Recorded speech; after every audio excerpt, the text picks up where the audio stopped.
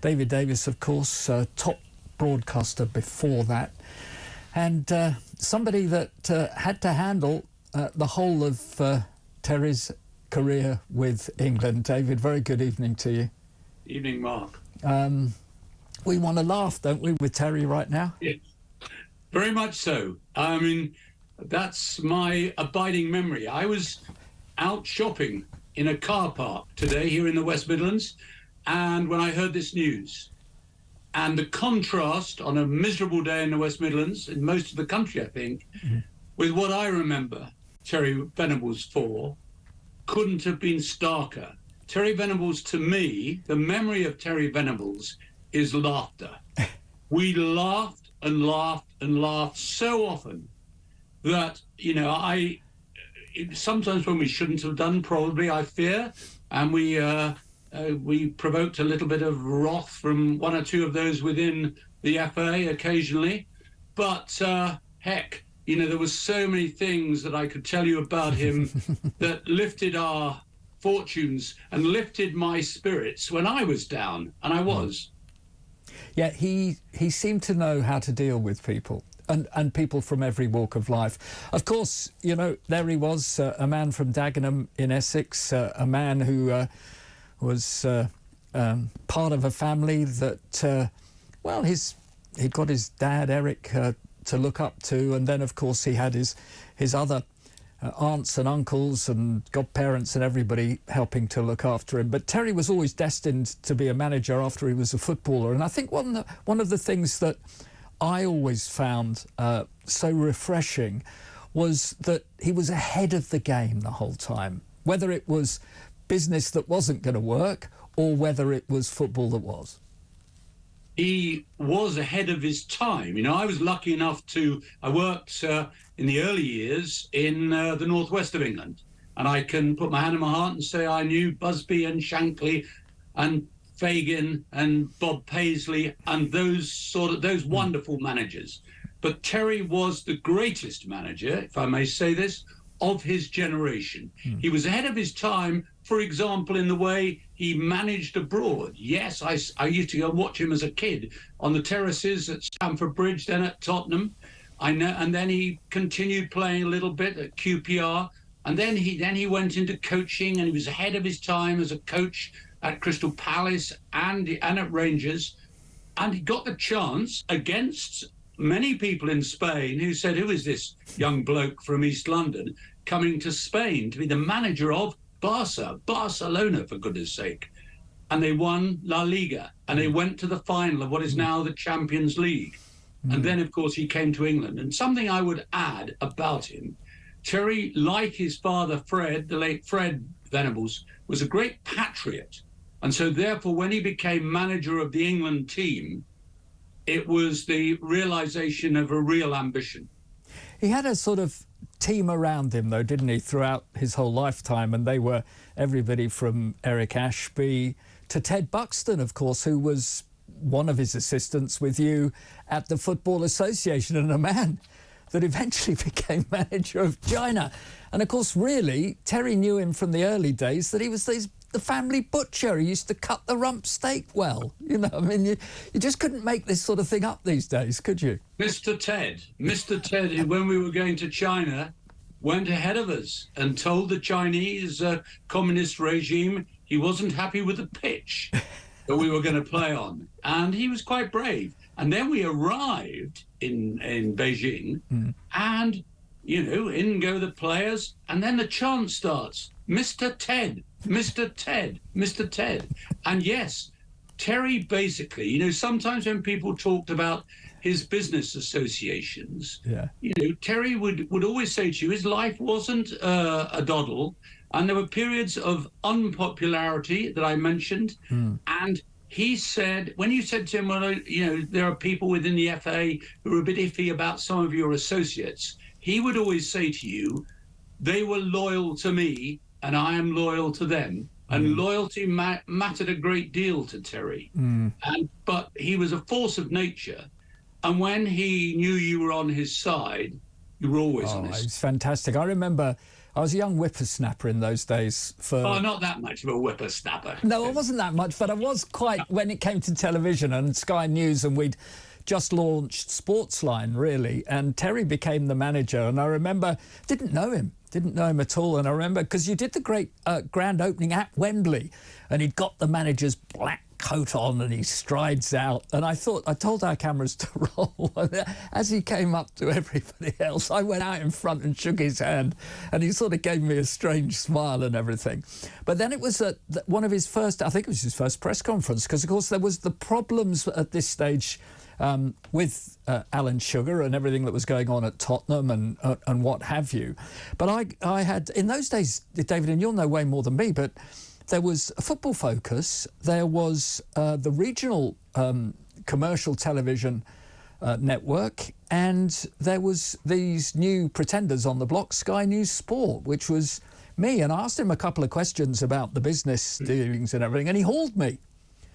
And he said, I don't know you, I don't know what you're talking about all of this for, you've got to prove it to me. We need to see each other. And cut a long story short, we went out for lunch once a month, really, very nearly right up to the Euros. And I got to know him, but he was also a brilliant listener, because that first meeting, he said, right, you need to tell me why you can ask me questions about football.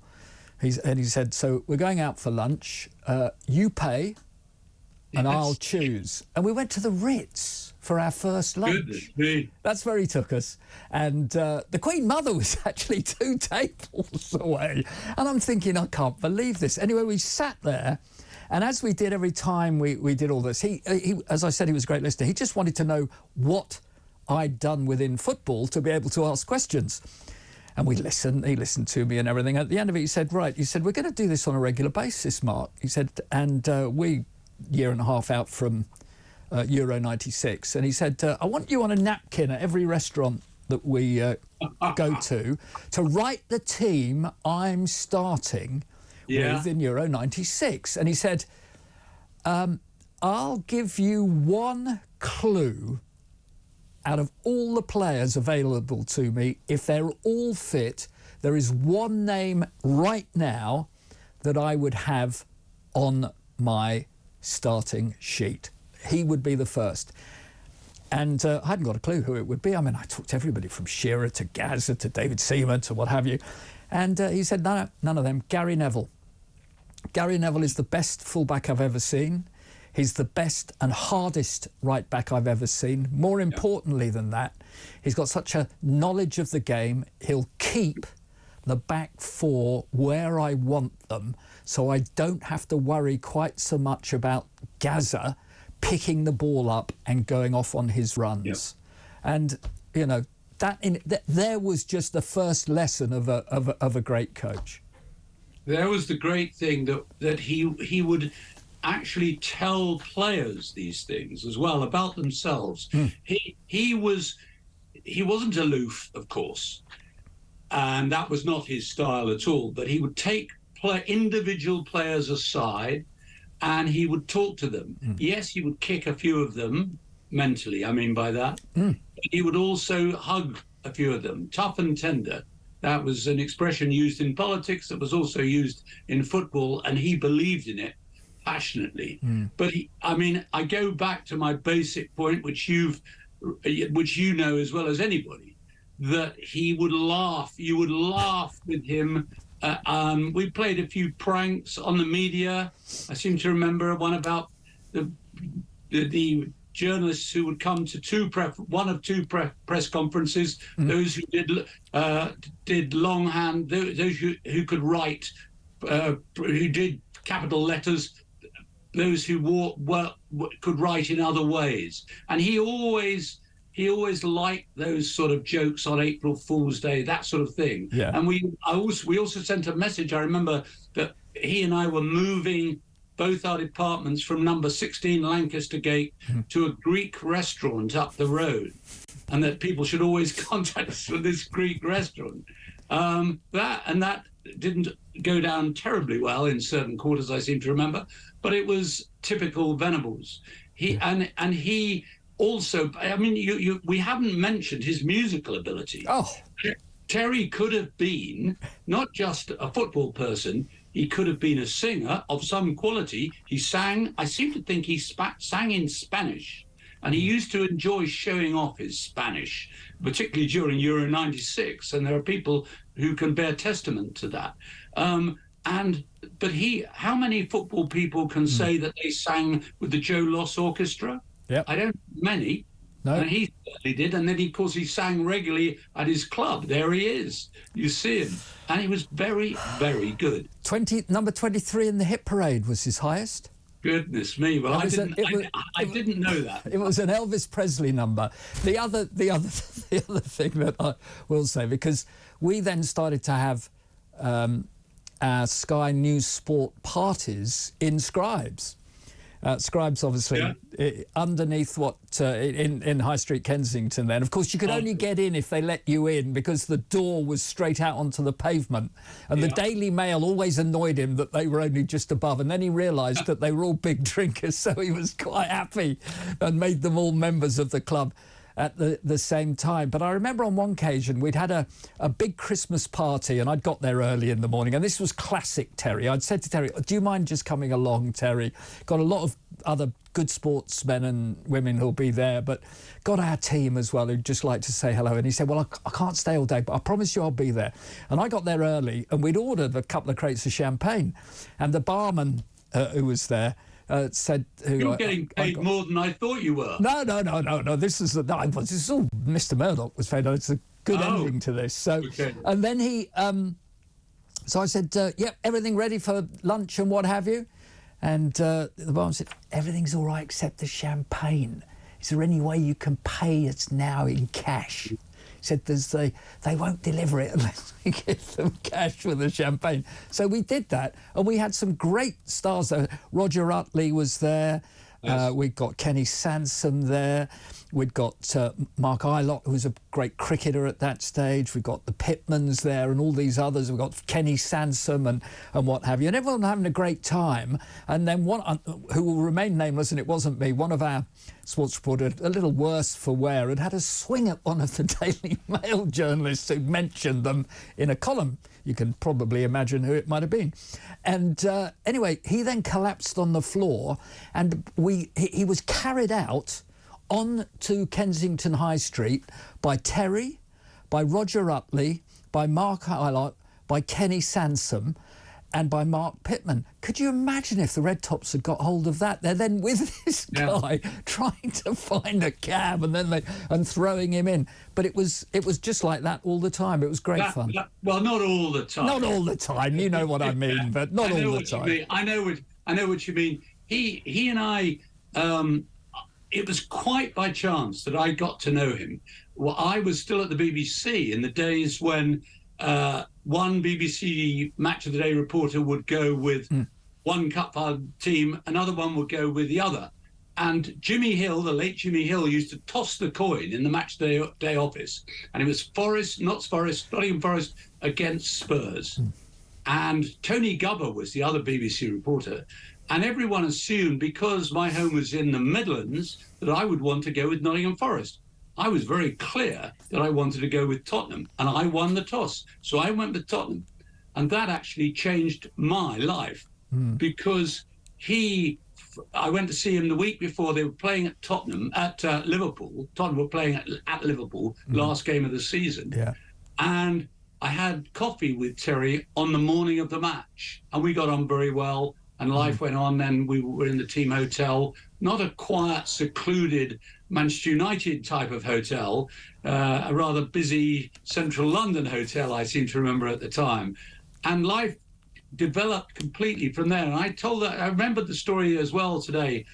Terry was 2 years, and it was shameful that he didn't stay at the FA as England manager. And, he was one of those few managers who 98.9% of players respected, liked, in certain cases, I don't think I exaggerate to say loved. Yeah. And I survived, however it happened, for 12 years in the FA.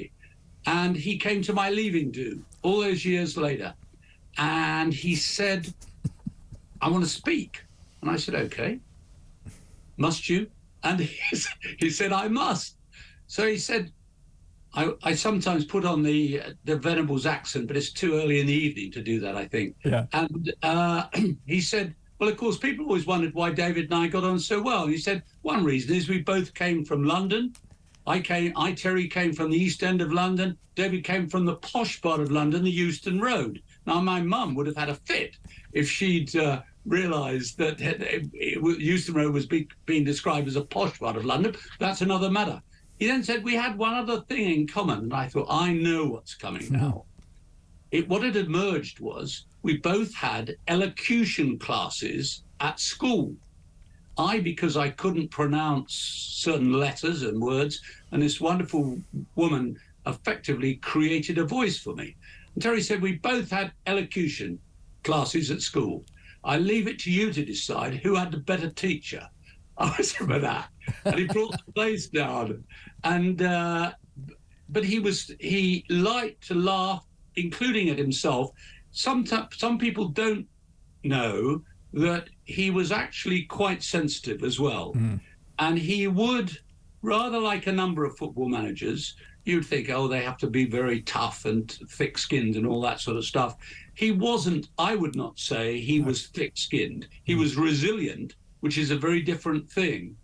And, you know, I can remember occasions when he was quite hurt by some of the criticisms that he got, some of which may have been fair, some of it which for sure were not fair. Yeah. But he kept this laughter in his life. And people said he had a grasshopper mind, and I've been accused of that he couldn't concentrate for long periods of time on one subject. Well, actually, I thought that was complete nonsense, because if he was concentrating on a subject, he would get to the bottom of that subject. Why was this player not playing well, and other things like that. But always there would be that smile, that slightly, and if you questioned him, he'd put on that slightly naughty boy look sometimes, and sometimes maybe he had been a naughty boy, but it just endeared him more and more to me. It absolutely did. I mean, that's showbiz. One other thing, though, after a lot of these lunches, he said to me, "There's nothing like a free lunch, Mark," and actually that was at the. That was at the one just off the Strand we were at, where the Maxwell sons were just celebrating having won their court case. And we're on the next table. And I said, what do you mean? He said, what do you want in return? I said, well, if you ever lose the England job, can I please have the interview for Sky? And he said, sure, you've got it. And if you remember when Noel White and the international team of the FA were together, and Terry was trying to negotiate, this was before Euro 96, a new contract, and he wasn't going to get it, and we used to all have to stand outside in those days. And Ted Buxton came out and said, there's going to be a big press conference down the road, and I presume it would have been you and Graham Kelly, who was then the secretary of the FA, at the Royal Atlantic. Terry won't be there. He's left off out at the back. He's not probably going to go on after Euro 96. He'll see you in Scribes if you can get away from everybody else. So we jumped into the car, and on my way there, I'm just thinking, if Terry doesn't let me in here now and changes his mind, I know I've lost my job, because Sky were going to do their first, Sky News were doing their first big live news sports programme from the Royal Atlantic, and I was supposed to be doing it. But there he was when I got to Scribes, and I went down the steps, and he was in the old fake Georgian armchair, leather armchair, with a glass of champagne and a cigar. Did a brilliant interview, and it was videotape in those days. Rushed to Millbank, hot rolled it for the 6 o'clock news, which meant we just started, put it on, and it was the first time that Rupert Murdoch's Sky News had to be told about on the BBC and the ITV, because they'd got the exclusive, and the strap lines came up on both, and that was thanks to Terry Venables. Lovely to talk to you as well, David. Some good days. My pleasure.